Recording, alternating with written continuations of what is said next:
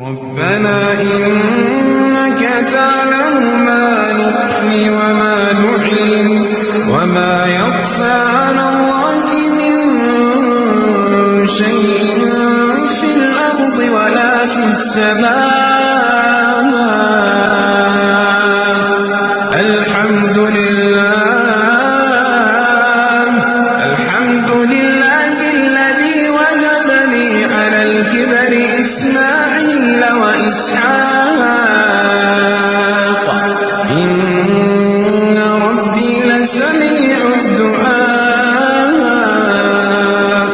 رب اجعلني مقيم الصلاة ومن ذريتي ربنا وتقبل دعاء.